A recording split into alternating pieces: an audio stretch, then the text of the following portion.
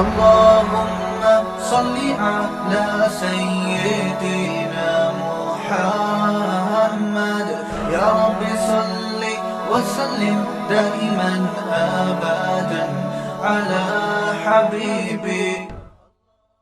ہمیں پیغمبر صلی اللہ علیہ وسلم اور صحابہ کی سیرت میں کیا ملتا ہے؟ میں ایک آیت سے آپ کو سمجھاتا ہوں. مشرکین مکہ حضرت ابراہیم علیہ الصلاۃ والسلام کے نسب میں ہونے پر اور آپ سے محبت پہ بڑا فخر کیا کرتے تھے کہ ہم ابراہیم کی اولاد میں ہیں, ہم ابراہیم کے دین پہ ہیں. اللہ نے کیا فرمایا رسول اللہ صلی اللہ علیہ وسلم سے کہ ان اول الناس بابراہیم للذین اتبعوہ, اے نبی آپ ان سے کہہ دیجئے ابراہیم سے محبت کے خالی پیلی کے دعوے مقبول نہیں ہیں. ابراہیم کے زیادہ حقدار وہ ہیں جو ابراہیم علیہ السلام کی اتباع کرتے ہیں, اور یہ پیغمبر اور صحابہ یہ ابراہیم علیہ السلام کے دین کو فالو کرتے ہیں, اور تم ابراہیم کے دین کو فالو نہیں کر رہے, ان سے محبت کے دعوے دار ہو. تو خالی محبت کے دعوے داری اللہ کے ہاں مقبول نہیں ہے. اللہ کے ہاں وہ محبت کی دعوے مقبول ہیں جس میں آپ محبوب کو فالو کر رہے ہوں. سیدنا حسین ابن علی رضی اللہ تعالی عنہ جو جنت کے جوانوں کے سردار ہیں, آپ سے محبت کا دعویٰ اس وقت مقبول ہوگا جب آپ سیدنا حسین کی سیرت کو فالو کریں گے. رونا پیٹنا ماتم کرنا یہ سیدنا حسین اور اہل بیت کی سیرت نہیں ہے. صبر کرنا, ظالم کے سامنے ڈٹ جانا, جان کے خوف سے اپنی پالیسیوں سے پیچھے نہ ہٹنا, یہ سیدنا حسین ابن علی رضی اللہ عنہ کی سیرت ہے جو آج ہمیں کہیں بھی نظر نہیں آتی.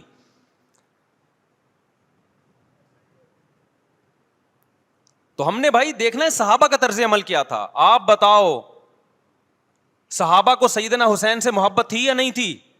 کیا غم کا پہاڑ ٹوٹا ہوگا جب اطلاع ملی ہوگی کہ سیدنا حسین ابن علی اور آپ کے اصحاب اور اہل بیت کو سب کو کربلا میں شہید کر دیا گیا ہے. کیا قیامت گزری ہوگی.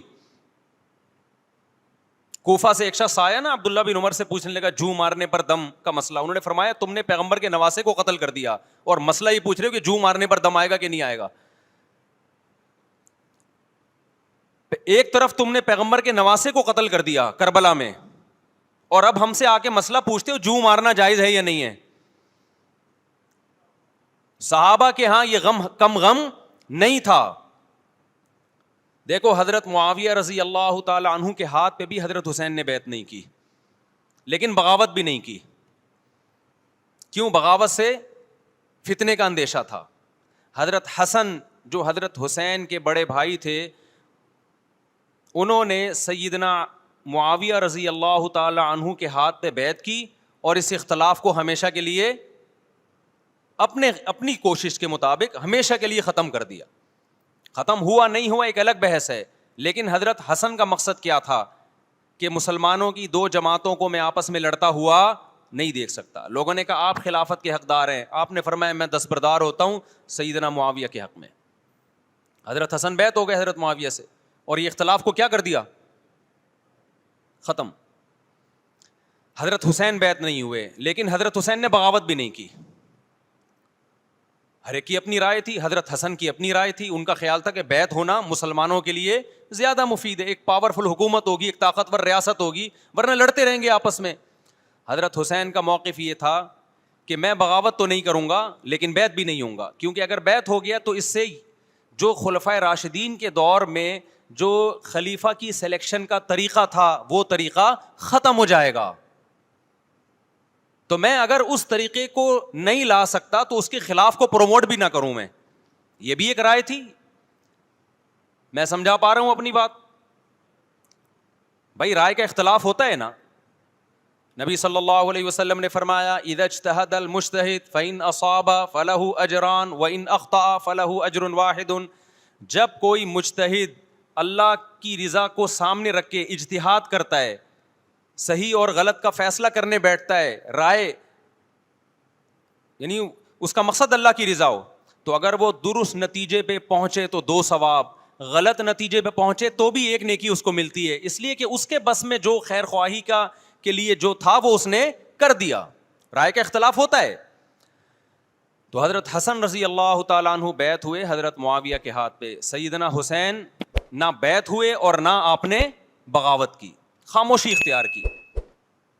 حضرت معاویہ رضی اللہ تعالیٰ عنہ نے سیدنا حسین کو تلوار کی زور سے بیعت پر مجبور نہیں کیا, بلکہ نواسہ رسول کا خیال کیا اور وصیت بھی کی لوگوں کو. لیکن جب حضرت معاویہ کے بعد یزید جانشین ہوا, اس کی سب سے بڑی غلطی یہ تھی کہ اس نے نواسہ رسول صلی اللہ علیہ وسلم اور آپ کے ساتھ جو چند اہل بیت اور چند صحابہ تھے, اس وقت بھی حضرت حسین نیوٹرل تھے. نہ حضرت حسین نے بغاوت کا ارادہ کیا اور نہ بیعت کرنے کا ارادہ کیا. یزید ابن معاویہ کو چاہیے تھا کہ سیدنا حسین رضی اللہ عنہ کو اپنے حال پہ چھوڑ دیتا, اپنے والد کی طرح.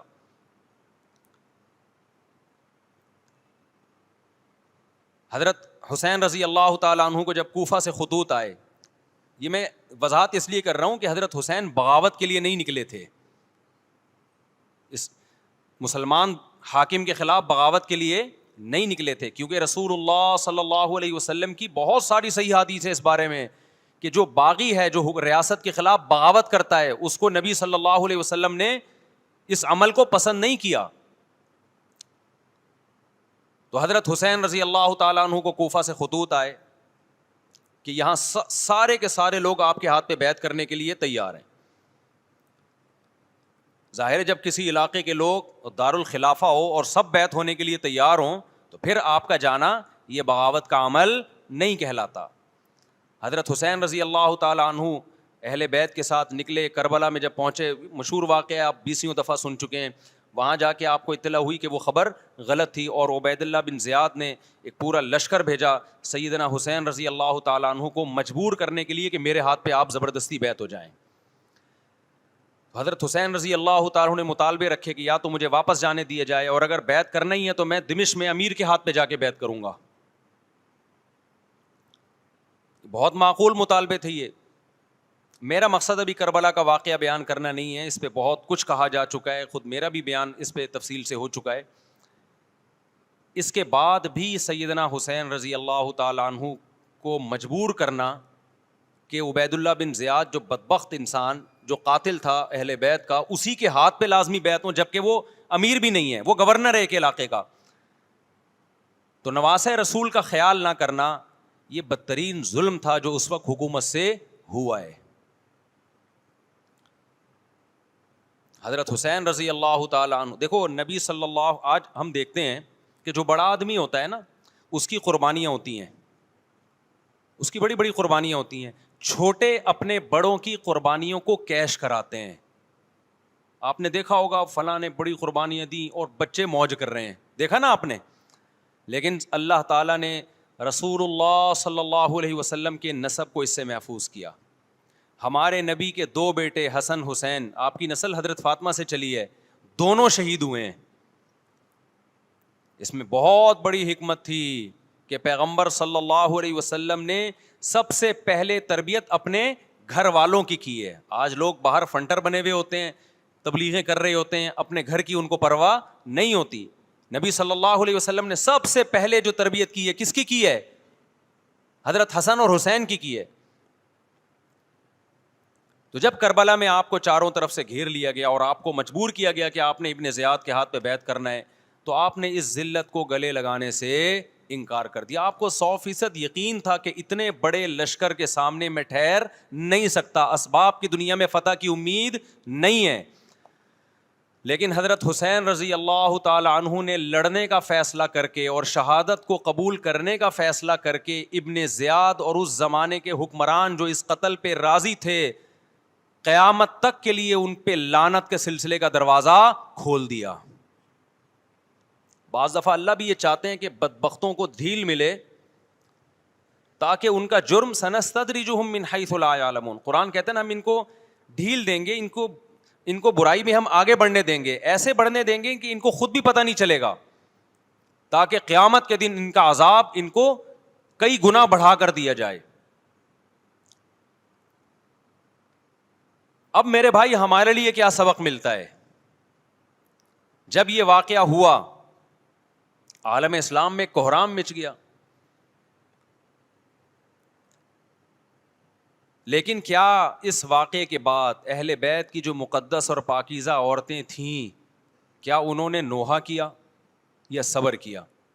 آپ کا ضمیر کیا کہتا ہے, انہوں نے نوحے پڑے ہوں گے یا صبر کیا ہوگا؟ بولو بھائی. صبر کیا.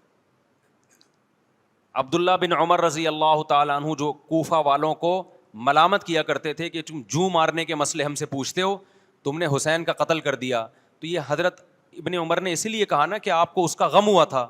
تو ابن عمر کا عمل کیا تھا؟ کیا انہوں نے ماتم کیا؟ کیا انہوں نے چھروں سے اپنے آپ کو مارا؟ حضرت حسین کا قتل بھی ظالمانہ, اور اس سے پہلے سیدنا عثمان کا قتل بھی ظالمانہ. اگر نوحہ یا ماتم جائز ہے تو حضرت عثمان کی شہادت کے دن بھی جائز ہے, حضرت حسین کی شہادت کے دن بھی جائز ہے. اور اگر ناجائز ہے تو جیسے عثمان کی شہادت کے دن ناجائز, حسین کی شہادت کے دن بھی ناجائز ہے. سمجھ میں آ رہی ہے بات کہ نہیں آ رہی ہے؟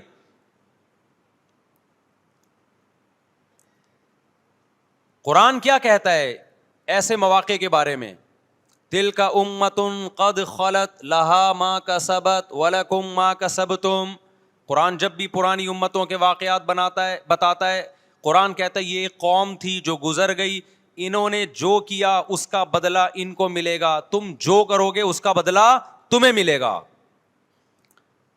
تو ہمیں اللہ نے اس واقعے میں بھی بتا دیا کہ سیدنا حسین کا واقعہ, کربلا کا واقعہ جب سنا کرو تو یہ سوچا کرو یہ قوم تھی جو گزر گئی, جس نے اچھا کیا, حسین ابن علی نے اچھا کیا, ان کو اس اچھائی کا بدلہ ملے گا. اور جو حضرت حسین کے قتل کے حضرت سیدنا حسین کے مبارک خون سے جن کے ہاتھ آلودہ ہوئے, کیونکہ قتل کیا نا انہوں نے, تو لہا ما کسبت, ان کو اس ظلم کا بدلہ بھی ملے گا.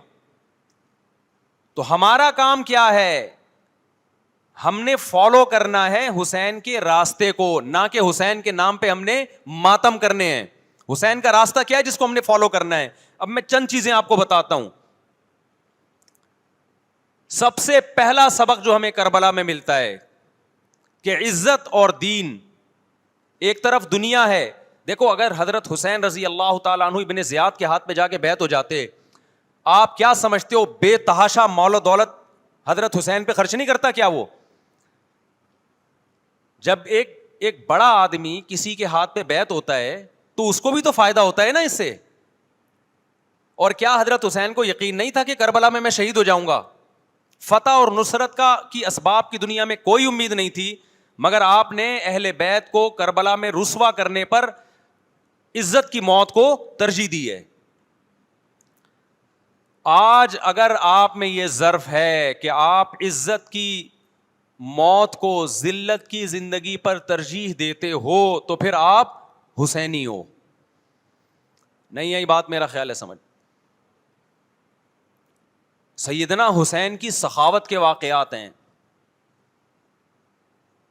سیدنا حسین باغی نہیں تھے رضی اللہ عنہ. پھر جو اہل بیت کا طرز عمل کیا تھا, محرم میں کیا کیا ہو رہا ہے میں آپ کو بتاتا ہوں. ان میں سے کوئی بھی عمل نہ ہمیں قرآن سے ملتا ہے نہ صحابہ سے ملتا ہے ہمیں. تو ما انا علیہ و اصحابی جو جنتی فرقہ ہوگا اس کی جو علامتیں ہیں, تو جب آپ ان علامتوں کے خلاف چلو گے, صحابہ اور تابعین کو فالو نہیں کرو گے, تو آپ پھر اپنے آپ کو سنی کہنا چھوڑ دو. آپ بتاؤ مجھے اسلام میں کوئی مہینہ منحوس ہے؟ بولو نا, کوئی مہینہ منحوس ہے؟ تو آپ محرم کو منحوس کیوں کہتے ہو؟ لوگ مجھے کہتے ہیں مفتی صاحب فرقہ واریت پھیلا رہے ہیں. دیکھو فرقہ واریت جب پھیلا رہا ہوں جب میں کسی فرقے کے خلاف آپ کو کر رہا ہوں. میرے بیان شیعہ لوگ بھی سنتے ہیں, ملتے بھی ہیں. بہت دفعہ ایئرپورٹ پہ ملاقات ہوئی, بڑی عزت سے ملے, میں شیعہ ہوں لیکن آپ سے محبت کرتا ہوں. یہاں مسجد میں بھی آتے ہیں, میں نے کبھی کسی پہ طنز نہیں کیا. اس لیے میں بار بار کہتا ہوں جو شیعہ کا مذہب ہے اس کو کرنے دو. وہ سبیلے لگاتے ہیں, آپ ان کو مت چھیڑو, جا کے تنگ نہ کرو ان کو. وہ ماتم کرتے ہیں, آپ ان کو مت چھیڑو. وہ نوحے کرتے ہیں, وہ نوحے پڑھتے ہیں, آپ ان کو مت چھیڑو, لیکن آپ اپنی پوزیشن واضح کرو کہ آپ شیعہ ہو یا آپ سنی ہو, آپ تو ایک طرف ہو جاؤ نا. محرم میں اگر آپ مرثیے لگا کے گھوم رہے ہو گاڑیوں میں, اٹ مینز آپ سنی نہیں ہو. آپ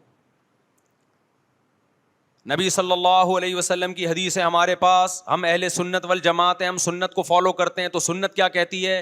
میتوں پہ گریبان چاک کرنا, میتوں پہ چیخ و پکار کر کے رونا. آپ نے فرمایا لیس منا, وہ ہم میں سے نہیں ہے. اور اس عمل پہ آپ صلی اللہ علیہ وسلم نے لعنت فرمائی ہے. لوگ کہتے ہیں حسین کی یاد میں رونا نبی کی سنت ہے. نبی صلی اللہ علیہ وسلم کو جب جبریل نے بتایا کہ حسین شہید ہوں گے, آپ روئے, اس لیے کہ اس وقت آپ کو یہ خبر ملی تھی. لیکن کیا ہر محرم میں آپ نے رونے کا پروگرام کیا ہے, یا صحابہ کو بیٹھ کے باقاعدہ رلایا ہے آپ نے؟ کیا ہو گیا بھائی؟ آپ کو بھی جب کربلا کا واقعہ کی خبر ملی, آپ کی آنکھوں میں آنسو آ جائے, یہ نیچرل ہے, یہ حسین سے محبت کی علامت. لیکن ہر محرم میں باقاعدہ بٹھا کے رونے کا پروگرام کرنا, یہ حسین سے محبت کی علامت نہیں ہے, بلکہ شریعت میں ناجائز ہے یہ غموں کو بڑھانا. یہ کہاں سے جائز ہو گیا؟ حضرت عثمان بھی تو شہید ہوئے تھے, نبی صلی اللہ علیہ وسلم کے داماد تھے, ان کی یاد میں آپ رونے کو سنت کیوں نہیں کہتے؟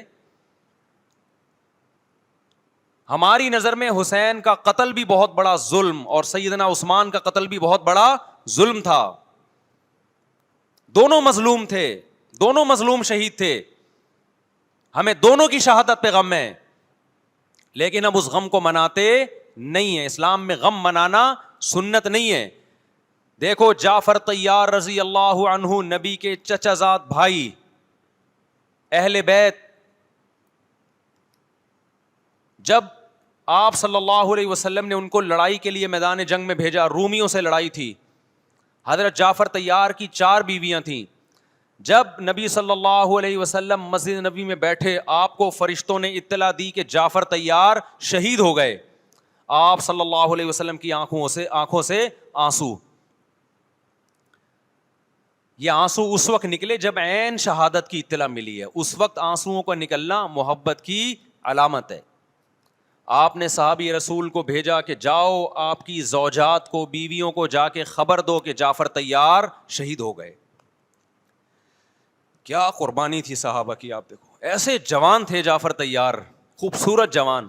غزوہ بدر میں جب مشرکین مکہ نے یہ نعرہ لگایا کہ حل میں مبارز, 3 سردار آئے, انہوں نے کہا پہلے تمہارے اندر سے 3 بہادر آئیں ہم سے لڑیں. دیکھو عربوں میں یہ ہوتا تھا کہ جب جنگ کے لیے 2 فوجیں آمنے سامنے کھڑی ہوتی تھیں تو پہلے دونوں طرف کے بہادر ترین لوگوں کی لڑائیاں ہوتی تھیں کہ جب تک دونوں میں سے ایک قتل نہیں ہوگا لڑائی شروع نہیں ہوگی. تو آپ کو پتا ہے کہ اس میں بہادر ترین لوگ نکلیں گے نا, جو لڑنا جانتے ہوں. مشرکین مکہ کی طرف سے 3 یا 4 بڑے بڑے سردار آئے لڑائی سے پہلے, بدر میں لڑائی سے پہلے. انہوں نے نعرہ لگایا حل میں مبارز, کوئی ہے تم میں جو پہلے ہم سے لڑے. یعنی ادھر سے ہم 3 ہیں تو ادھر سے بھی کتنے چاہیے, 3 بندے. ادھر سے انصار صحابہ آئے, مشرکین مکہ نے کہا لیسو بی اکفائنا, یہ ہمارے جوڑ کے نہیں ہیں, قریشی ہاشمی چاہیے ہمیں, ہمارے نسب کے لوگ ہونے چاہیے. تو ادھر سے نبی صلی اللہ علیہ وسلم نے حضرت علی کو بھیجا اور حضرت جعفر طیار کو بھیجا. جن صحابہ کو بھیجا ان میں حضرت جعفر طیار بھی تھے. حضرت جعفر طیار رضی اللہ تعالی عنہ اور سیدنا علی مقابلے میں غالب آ گئے. خوبصورت صحابی, نجاشی کے سامنے آپ نے تقریر کی ہے, ہجرت کی ہے نا جب حبشہ کی طرف, تو نجاشی نے پوچھا جعفر طیار سے کہ تمہارے پیغمبر جو کلام لے کر آئے ہیں وہ سناؤ. حضرت جعفر طیار رضی اللہ تعالی عنہ نے سورہ مریم پڑھنا شروع کر دی. کاف ہا یا عین صاد, ذکر رحمت ربک عبدہ زکریا اذ نادى ربه نداء خفيا قال رب اني وهن العظم مني واشتعل الراس شيبا ولم اكن بدعائك رب شقيا واني خفت الموالي من ورائي وكانت امراتي عاقرا فهب لي من لدنك وليا. ایسی حضرت مریم اور عیسیٰ ابن مریم کی سیرت کو سورہ مریم میں بیان کیا حضرت جعفر طیار نے کہ نجاشی روتے روتے, اس کی داڑھی تر, اور جتنے پادری بیٹھے تھے سب کی داڑیاں تر ہو گئی روتے روتے. تو یہ تقریر جو نجاشی کے اسلام کا سبب بنے، بادشاہ کو مسلمان کرنے والے کون تھے؟ حضرت جعفر طیار. اور آپ کے چھوٹے چھوٹے بچے، 4 جوان بیویاں ہوں، چھوٹے چھوٹے بچے ہوں، اور ایسے میں میدان جنگ میں لڑتے ہوئے شہید ہو جائیں تو پیغمبر اور صحابہ پہ کیا قیامت ٹوٹی ہوگی. لیکن ہمارے نبی صلی اللہ علیہ وسلم کی آنکھوں سے کیا تھے؟ صرف آنسو موتی کی طرح ٹپک رہے تھے. اور آپ صحابہ کو اطلاع دے رہے تھے کہ جعفر طیار شہید ہو گئے، اور جاؤ ان کے گھر والوں کو بتا کے آ جاؤ. کتنی بڑی قربانی ہے یا نہیں ہے؟ جب خبر دینے والا آپ کی ازواج کو بتا کے آیا کہ جعفر طیار شہید ہو گئے، تو آپ کے گھروں سے خواتین کے رونے کی آوازیں آئیں.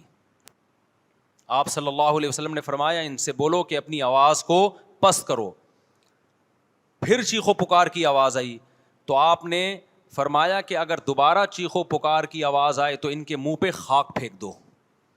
وہ شہید کی بیوہ تھیں، اور شہید بھی کتنے مقدس، ان کو بھی نبی صلی اللہ علیہ وسلم نے نوحہ کرنے کی اجازت نہیں دی. اس دن جس دن غم پہنچا ہے اس دن بھی چیخ و پکار کی اجازت نہیں دی ہے. تو آپ بتاؤ اگلے سال اس تاریخ کو چیخ و پکار کی کیسے اجازت مل جاتی؟ نہیں آئی میرا خیال ہے بات سمجھ میں. جب غم پہنچا ہے اس وقت چیخنے چلانے کی اجازت نہیں ہے. چھوٹے چھوٹے یتیم بچے، حضرت جعفر طیار کے چھوٹے چھوٹے یتیم بچے، کتنا غم ہوتا ہے جب چھوٹے چھوٹے بچے، ان کا باپ دنیا سے چلا جائے، کتنا ترس آتا ہے ان کے اوپر. تو ہمارے نبی کو بھی ان یتیم بچوں پہ بھی ترس آیا، ان بیواؤں پہ بھی ترس آیا. لیکن نہ نبی صلی اللہ علیہ وسلم چیخو پکار کر کے خود روئے، اور نہ آپ نے ان کی ازواج کو رونے کی اجازت دی ہے. سمجھ میں نہیں آ رہی میرا خیال ہے بات. میرا مقصد شیعوں پہ طنز کرنا نہیں ہے، ان کا جو مذہب ہے ان کو اس پہ چلنے دو. میرا مقصد ہے آپ اپنی پوزیشن واضح کرو کہ آپ ادھر ہو یا ادھر ہو. کسی کو تنگ مت کرو، نہ کسی پہ فتوے لگاؤ کفر اسلام کے، نہ کسی کو جہنمی قرار دو. اپنی پوزیشن آپ فیصلہ کرو کہ آپ اگر ادھر جانا ہے تو پورے ادھر چلے جاؤ. پھر یہ آدھا تیتر آدھا بٹیر والا معاملہ مت کرو. وہ ان کا مذہب ہے بھائی، ان کے علماء ان کو بتاتے ہیں کہ محرم میں کالے کپڑے پہننے ہیں، محرم میں ماتم کرنا ہے، محرم میں کو منحوس سمجھنا ہے، اس میں شادی بیاہ نہیں کرنا. ان کے علماء ان کو بتاتے ہیں، ان کو چلنے دو اس پر. دنیا میں بہت سے فرقے ہیں، بہت سے مذہب ہیں. ہم کسی کو نہ ختم کر سکتے ہیں، نہ کسی کے خلاف نفرت پیدا کر سکتے ہیں. اس سے کوئی چیز حاصل نہیں ہوگی. کسی سے نفرت کرنے کی ضرورت نہیں، کسی پہ فتوے لگانے کی ضرورت نہیں، لیکن آپ کو اپنی پوزیشن واضح کرنی پڑے گی کہ میں کہاں کھڑا ہوا ہوں. اگر آپ سنی ہو تو پھر اہل سنت والجماعت صحابہ تابعین کو فالو کرتے ہیں، حدیث کو فالو کرتے ہیں. اور حدیث میں ہمیں ماتم کرنا، نوحہ کرنا، گریبان چاک کرنا اس کی پرمیشن نہیں ہے، بلکہ اس سے روکا گیا ہے، اس عمل کو حرام اور ناجائز قرار دیا گیا ہے. بات آ رہی ہے سمجھ میں؟ باقی جو شیعہ حضرات کرتے ہیں، ہمارے دوست ہیں شیعہ، میں مذاق میں نہیں کہہ رہا، ملتے ہیں ہم سے، میں کبھی ان سے مذہب کے ٹاپک پہ بات نہیں کرتا، نہ ان کو کبھی چھیڑتا ہوں کہ آپ یہ کیوں کر رہے ہو، یہ کیوں نہیں کر رہے. بھائی اس کا مذہب ہے، وہ اس کا فرقہ ہے، جو کرنے دو اس کو. ہم نہیں کرتے، کیونکہ ہم اہل سنت والجماعت میں. سمجھ میں آ رہی ہے بات کہ نہیں آ رہی؟ پھر ربیع الاول کا مہینہ آئے گا، اس میں بھی آپ اپنی پوزیشن واضح کرو کہ آپ ادھر ہو یا ادھر ہو. 2 فرقے ہیں، دیوبندی بریلوی. میں نہیں کہہ رہا کہ کون جنتی کون جہنمی، لیکن بر صغیر میں جن کو دیوبندی کہا جاتا ہے وہ نظر و نیاز تیجے 40 میں کے قائل بولو نہیں ہے. یہ ان کی کتابوں میں لکھا ہوا ہے، وہ اس کے قائل نہیں ہے. اگر کوئی بزرگ ان میں قائل گزرا بھی ہے تو وہ اس کا ذاتی تفرد ہے، اس کو علماء نے فالو نہیں کیا، اس کو ان کی اجتہادی غلطی قرار دیا ہے. ربیع الاول میں جلوس نکالنا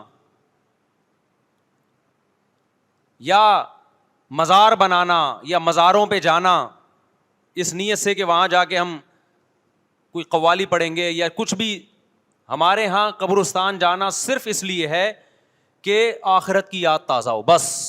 اس کے علاوہ اور کوئی کانسیپٹ نہیں ہے. ہمارے ہاں قبر ایک بالش سے زیادہ اونچی بنانا جائز بولو نا نہیں ہے. قبر پکی کرنا جائز نہیں ہے. تیجے 40 میں کرنا جائز بولو نہیں. آج ایک صاحب آئے, کہنے لگے میری ساس کا 40واں ہے, فجر میں کہنے لگے مجھے, کہہ رہے میں نہیں گیا تو بڑا مسئلہ ہو جائے گا.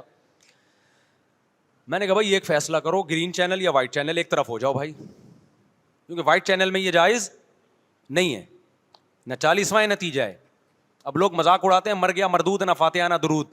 بھائی کچھ بھی کہتے رہو تو پھر پورے ادھر کو ہو جاؤ, یا تو پورے وائٹ ہو جاؤ یا پورے کیا ہو جاؤ, پورے گرین ہو جاؤ. پھر تیجا بھی کرو, 40واں بھی کرو, برسی بھی کرو, اور پھر اس کے بعد جھنڈے بھی لگاؤ ہرے رنگ کے. میں نہیں کہہ رہا دیوبندی صحیح ہے یا بریلوی صحیح ہے, دیکھو میں یہ بحث نہیں کر رہا, میری بات کو غلط نہ لے کے جانا. میں کہہ رہا ہوں آپ اپنی پوزیشن واضح کرو, صحیح غلط تو اگلا مرحلہ ہے. آپ کیا ہو, آپ کو تو یہی نہیں پتا چل رہا.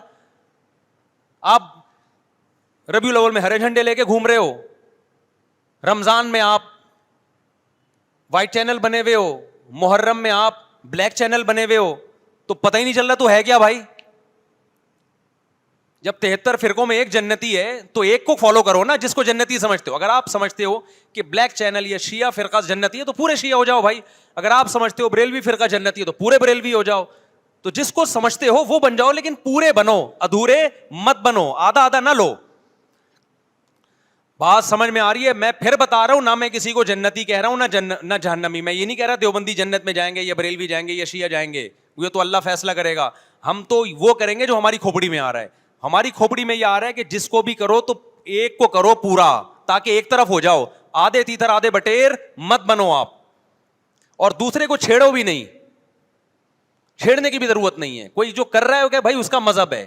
دیکھو ہندو مندر میں جاتا ہے نا, ہماری رائے کے مطابق صحیح کر رہا ہے غلط کر رہا ہے, غلط کر رہا ہے, لیکن ہم چھیڑتے ہیں کیا؟ اسلام نے اجازت دی اس کو چھیڑنے کی کہ ہندو جا رہا ہے اس کو پکڑ کے لا, کیوں جا رہا ہے بھائی؟ اسلام بولا ہے بھائی لکم دینکم ولی دین, تمہارے لیے تمہارا دین, ہمارے لیے ہمارا دین. لا اکراہ فی الدین, دین میں زبردستی نہیں ہے, جو کر رہا ہے اس کو کرنے دو.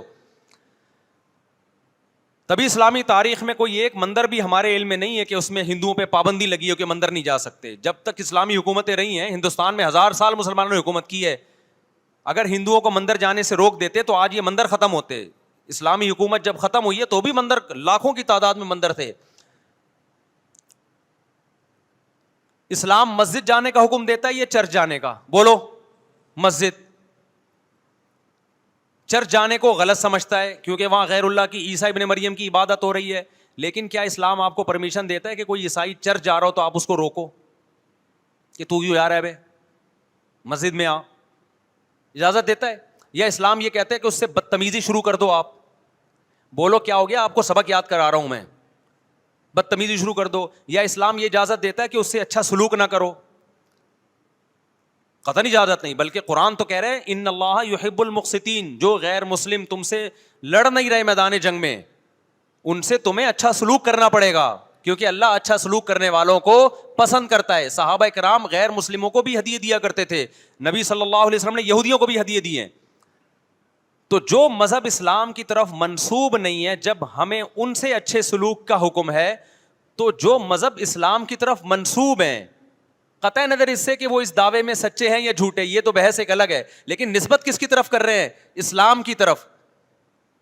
تو ہمیں ان سے بدتمیزی بدسلوکی کی کہاں سے اجازت ہوگی؟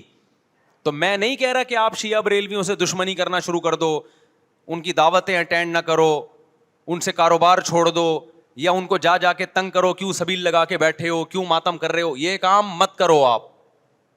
ہمارا ملک اس فرقہ واریت کا متحمل نہیں ہے, سے فساد پھیلتا ہے. لیکن اپنی پوزیشن آپ واضح کرو, ایک لکیر ہے آپ کھینچ دو. اگر کوئی شخص آپ کے سامنے صحابہ کو برا بلا کہتا ہے, آپ بولو بھائی یہ میری باؤنڈری کیا ہو رہی ہے, کراس. میرے سامنے آپ کو ان بزرگوں کے خلاف بولنے کی اجازت نہیں ہے جن سے مجھے عقیدت ہے. اگر یہ کام آپ نے کیا تو ہماری اور آپ کی راہیں الگ الگ. آپ کا جو مذہب ہے بھائی, آپ بند کمرے میں, آپ کے امام بارگاہ میں, آپ کے مسجدوں میں, یا جہاں بھی ہے وہ آپ کا نجی معاملہ ہے. ہمارے سامنے آپ نے کوئی ایسی بات نہیں کرنی جو ہمارے عقیدے کے خلاف ہو, تو آپس میں دوستی رہے گی. اب دیکھو عیسائی آپ سے ملتا ہے, آپ گپ شپ کرتے ہو, کھانا کھاتے ہو, لیکن عیسائی بار بار بولے میں آپ کے نبی کو نہیں مانتا, میں آپ کا نبی, آپ بولے گا بھائی تو نہیں مانتا تو ہم نے کب کہا کہ مان تو, لیکن میرے سامنے بار بار کیوں کہہ رہے کہ میں تیرے نبی کو نہیں مانتا؟ یہاں سے آپ کی اس کی دوستی کیا ہو جائے گی پھر؟ ختم. تو غیر مسلموں کو بھی دو قسمیں, کسی بھی مسلک کے لوگوں سے ملو, کسی بھی فرقے کے لوگوں سے ملو, کوئی جھگڑا نہیں, کوئی بحث نہیں, ایک دوسرے کو کھانا بھی ہے, ایک دوسرے کو کھلانا بھی ہے, ایک دوسرے سے کھانا بھی ہے, ایک دوسرے کی دعوتوں میں بھی شرکت کرنی ہے. جہاں مذہب کا معاملہ آئے تو پھر آپ کسی سے بحث نہ خود کرو نہ کسی کو کرنے کی اجازت دو. اگر کوئی کچھ سیکھنا چاہتا ہے تو آپ بولو بھائی علماء کے پاس آ جاؤ, آپ کو کوئی اشکال ہے تو ہم وہاں آپ کا اشکال حل کر دیں گے. اس سے آگے بڑھنے کی کوشش بولو مت کرو, اس سے ملک میں امن ہوگا. باقی فرقے ہمیشہ سے ہیں بھائی, آج کوئی نئے تھوڑی ہیں, اور یہ ہمارا کام تھوڑی ہے فرقے ختم کرنا. یہ تو عیسیٰ ابن مریم جب نازل ہوں گے, حضرت مہدی آئیں گے, وہ تلوار کی طاقت سے ختم کریں گے, ان کے پاس یہ اتھارٹی ہوگی کہ وہ فرقوں کو ختم کریں. آپ نے یہ کرنا ہے کہ دوسرے کے مسلک کو چھیڑنا نہیں ہے اور اپنا چھوڑنا نہیں ہے. مسئلہ آپ کے ساتھ یہ ہو رہا ہے کہ دوسرے کو چھیڑ بھی رہے ہو اور اپنا چھوڑ بھی رہے ہو, دونوں الٹے کام کر رہے ہو. ایک طرف بحث کر رہے ہوتے تم ایسے, اور دوسری طرف وہی بنے ہوئے ہوتے تھوڑے دنوں میں جا کے. ہاں وہ بتا رہا ہوں, وہ نظر و نیاز والی نہیں, وہ سب کو پتا ہے. ہاں ایسی دعوت نہ ہو جس میں بدعت کی تائید ہو. تو آپ جو کر رہے ہو نا وہ یہ کر رہے ہو, دوسرے کو چھیڑ بھی رہے ہو جس سے ملک میں بدامنی پھیل رہی ہے. تقریریں سنو, شیعہ ایسے, بریلوی ایسے, دیوبندی ایسے, اہل حدیث ایسے, تقریروں سے کیا پھیل رہی ہے؟ نفرتیں. اور پھر محرم میں آپ خود شیعہ بنے ہوئے ہوتے ہو, ربیع الاول میں آپ گرین چینل بنے ہوئے ہوتے ہو, اور رمضان میں آپ وائٹ چینل بنے ہوئے ہوتے ہو. سعودی عرب میں سارے وائٹ ہو جاتے ہیں جا کے, سعودی عرب جو بھی جاتا ہے سارا وائٹ چینل. پیغمبر کی قبر پہ کوئی دھمال نہیں, کوئی قوالیاں نہیں, وہاں کھڑے ہوں گے تمیز سے سلام پیش کر کے آگے نکل جائیں گے. وہاں کوئی چیخو پکار نہیں, وہاں جا کے سارے کیا ہو جاتے ہیں؟ وائٹ, کیونکہ وہاں حکومت کا ڈنڈا ہے. ٹھیک ہے نا, تو گورنمنٹ کے پاس تو یہ اختیار ہے بھائی ڈنڈا چلائے, ہمارے پاس یہ اختیار نہیں. ہم تو تمیز سے بات کریں گے, سمجھائیں گے, محبتیں پھیلائیں گے, کیونکہ جب عوام ڈنڈا چلاتی ہے تو اس سے اصلاح کم اور فساد زیادہ ہوتا ہے. تو میں بار بار کہہ رہا ہوں بھائی دوستیاں رکھو, کوئی دفتروں میں شیعہ سنی لڑائی نہ ہونے دو, یہ غلط ہے. محبتیں پھیلاؤ لیکن مسلک کو چھوڑنا نہیں ہے. جب کوئی آپ سے کہے محرم میں یہ کام کرو, بولو بھائی ہم چونکہ اہل سنت والجماعت میں سے ہیں, ہم چونکہ سنی ہیں, لہذا ہمارے ہاں کوئی مہینہ ہمارے مذہب کے مطابق منحوس نہیں ہے. پھر کوئی آپ کو اصرار کرے نہیں ہے, آپ بولو بھائی ہم تم پہ اپنا مسلک تھوپ رہے ہیں کیا؟ تم جلوس نکالتے ہو, تم ماتم کرتے ہو, ہم تو نہیں تمہیں روکتے آ کے, بلکہ گورنمنٹ تمہیں تحفظ دیتی ہے, سیکیورٹی دیتی ہے گورنمنٹ تمہیں. تو جب ہم اپنا مسلک تم پہ نہیں تھوپتے تو تم اپنا مسلک ہم پہ کیوں تھوپ رہے ہو بھائی؟ تو ہم محرم میں بھی شادی کریں گے, ربیع الاول میں بھی کریں گے, سفر میں بھی کریں گے, رمضان میں بھی کریں گے. ہم نے تو 4 کرنی ہے, ہم مہینوں کے حساب سے شروع کر دیں تو پھر ہمارے تو بڑے مسئلے ہو جائیں گے بھائی. سمجھ میں آ رہی ہے بات کہ نہیں آ رہی؟ حضرت جعفر طیار اہل بیت میں سے تھے, کتنی زوجات تھیں؟ 4 تھیں. حضرت علی کی کتنی تھیں ایک وقت میں؟ حضرت فاطمہ کے دنیا سے جانے کے بعد 4 تھیں. یہ بھی ہے سنت میں, نکاح کو فروغ دو, یہ اہل بیت کا طریقہ ہے تاکہ سوسائٹی میں زنا کم ہو, بیوہ طلاق یافتہ عورتوں کو ٹھکانہ ملے. خیر, تو اب میں بات سمیٹ کے ختم کر رہا ہوں. لوگ کہتے ہیں محرم میں ہم نکاح کیوں کریں بھائی, فرض واجب تو نہیں ہے نا, چلو حرام نہیں ہے لیکن فرض بھی تو نہیں ہے نا. لوگ یہ بھی کہتے ہیں, دیکھو جب قرآن نے کسی چیز کو حلال قرار دیا ہو نا تو قرآن اس کو پسند نہیں کرتا کہ آپ عملاً اس کو حرام کر دو. دیکھو مشرکین مکہ کیا کرتے تھے, بتوں کے نام پہ جانور چھوڑتے تھے, پھر ان کا گوشت نہیں کھاتے تھے. اللہ نے فرمایا کہ تم نے ایک خدا کی حلال کردہ چیز کو کیسے حرام کر دیا تم نے. نبی صلی اللہ علیہ وسلم نے قسم اٹھائی میں شہد نہیں کھاؤں گا. آپ نے فرمایا لما تحرم ما احل اللہ لک, اے نبی جو چیز اللہ نے آپ کے لیے حلال کر دی آپ کیسے اپنے اوپر حرام کر رہے ہیں. اس سے پتہ چلتا ہے کہ اگر آپ محرم میں نکاح کرنا چاہتے ہیں لیکن آپ یہ سوچ کے ڈیلے کر دیتے ہیں کہ بھائی اس مہینے میں لوگ نکاح کو برا سمجھتے ہیں, تو یہ ڈیلے کرنا آپ کے لیے ناجائز ہوگا. کیونکہ لما تحرم ما احل اللہ لک, اللہ نے جس چیز کو تمہارے لیے حلال کیا تم نے کس دلیل کی بیس کے پر اپنے اوپر پابندی لگائی ہے اس پر. ایک تو ہے نا کسی کو شادی کا خیال ہی سفر میں آ رہا ہے, ربیع الاول میں آ رہا ہے, وہ تو ایک الگ بات ہے, لیکن اس کا نکاح محرم میں ہونا تھا صرف محرم کی وجہ سے وہ ڈیلے کر رہا ہے کہ جی میں ربیع الاول میں لے کے جاؤں گا. یہ ڈیلے کرنا قرآن و سنت پہ زیادتی ہے یا نہیں ہے؟ یہ اللہ کے حلال کو عملاً حرام کرنا ہے یا نہیں ہے؟ نہیں ہے بات سمجھ میں؟ پھر اگر کوئی شیعہ آپ سے کہتا ہے کہ بھئی آپ ہمیں چھیڑنے کے لیے یہ کام کر رہے ہو, آپ بولو نہیں بھائی ہم آپ کو چھیڑنے کے لیے نہیں کر رہے, آپ کا مسلک ہے, آپ اس پر عمل کریں, ہمیں اس پہ کوئی اعتراض نہیں ہے. لیکن ہم کس کے پر عمل کریں گے؟ ہم اہل سنت والجماعت ہیں. کتنے صحابہ ہیں, خود نبی کی نکاح محرم میں ہوا ہے. اور ویسے بھی ہمارے ہاں شہادت ایک منحوس عمل نہیں ہے, شہادت ایک مبارک عمل ہے. 10 محرم پہلے سے فضیلت والا دن تھا, محرم پہلے سے فضیلت والا مہینہ تھا. حسین ابن علی کی شہادت سے اس مہینے کے تقدس کو 4 چاند لگ گئے ہیں اور مقدس ہو گیا یہ مہینہ. یہ کیسی بات ہے جو شہادت کا دن ہو ہم اس کو منحوس قرار دے دیں؟ بھائی ہمارا یہ جگرا نہیں ہے. سمجھتے ہو کہ نہیں سمجھتے ہو؟ تو اس لیے محرم میں اگر کسی نے نکاح کرنا ہے اس کو ڈیلے مت کرو میرے بھائی. لوگ کہتے ہیں فرض تو نہیں ہے نا. آپ اگر اس کے نحوست منحوس ہونے کی وجہ سے ڈیلے کر رہے ہو تو پھر آپ پہ فرض ہوگا کرنا. کیوں؟ اس آیت کی روشنی میں لما تحرم ما احل اللہ لک, اے نبی جس چیز کو اللہ نے حلال قرار دیا آپ کس دلیل کی بیس پہ اس کو اپنے اوپر حرام کرتے ہیں؟ سمجھتے ہو کہ نہیں سمجھتے؟ تو اسی طرح یہ جو باقی کام محرم میں ہو رہے ہیں, مرثیے سن رہے ہیں لوگ, نوحے سن رہے ہیں, رکشے والوں نے بھی لگائے ہوئے ہیں, تو بھائی شیعہ حضرات کا مسئلہ کہ ان کو کرنے دو, آپ یہ عمل مت کرو. اگر آپ سنی ہو تو پھر اہل سنت والجماعت کے ہاں میتوں پہ رونے کے مرثیے یہ جائز نہیں ہے, کیونکہ اس سے غم بڑھتا ہے. ہمارے نبی نے جعفر طیار رضی اللہ عنہ کی زوجہ کو, جن کا حقیقی غم تھا اس وقت, ان کو نہیں رونے دیا.